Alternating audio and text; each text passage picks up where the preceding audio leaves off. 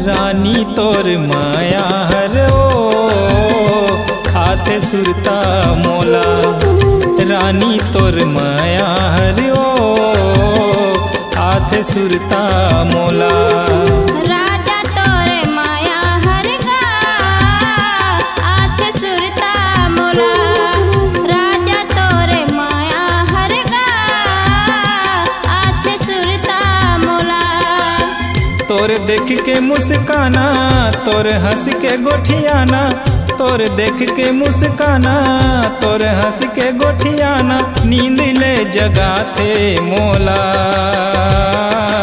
रानी तोर माया हरियो आथे सुरता मोला।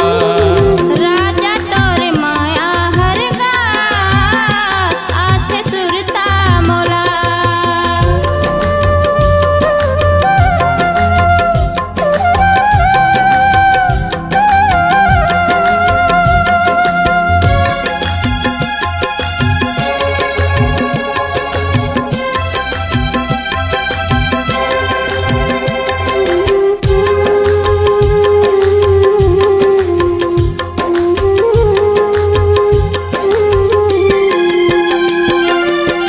मन ला मिला के रानी मोला तह मोहदारे।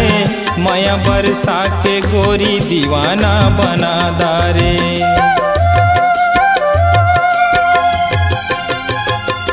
मन ला मिला के रानी मोला तह मोहदारे। माया बरसा के गोरी दीवाना बना दारे। तोर हिरनी कस नैना तोर कोयली कस बैना। तोर हिरनी कस नैना तोर कोयली कस बैना। नींद ले जगाथे मोला। रानी तोर माया रे आथे सुरता मोला।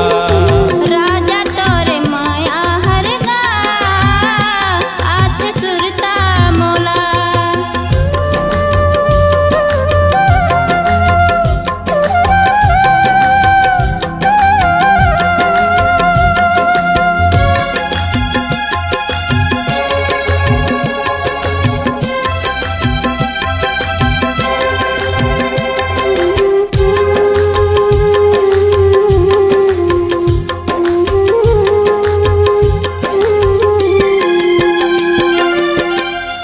संग बैठ के दोनों गोठ गोठी आए रहे।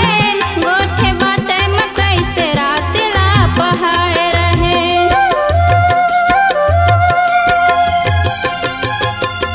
एक संग बैठ के दोनों गोठ गोठी आए रहे। गोठे बाते मकई से रात ला पहाए रहे। तै मोला माया करे मैं तोला माया करे। तै मोला माया करे मैं तोला माया करे। कैसे भूला हूँ ओला। राजा तोरे माया हर गा आथे सुरता मोला। राजा तोरे माया हर गा आथे सुरता मोला। तोर देख के मुस्काना तोर हंस के गोठियाना। तोर देख के मुस्काना तोर हंस के गोठियाना। नींद ले जगाथे मोला। रानी तोर माया हरियो आथे सुरता मोला। राजा तोरे माया हर गा आथे सुरता मोला। रानी तोर माया हरियो आथे सुरता मोला। राजा तोरे माया हर गा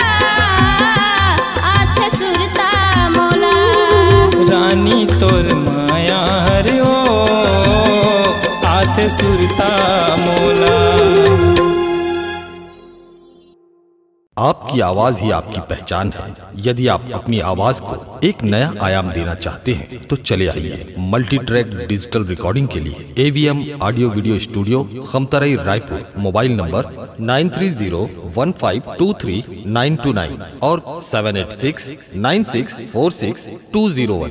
यदि आप नए एवं पुराने गीत सुनना चाहते हैं तो avmgana.com में जाकर गाना फ्री डाउनलोड करें और YouTube चैनल में AVM गाना और KK कैसेट्स को सब्सक्राइब करें।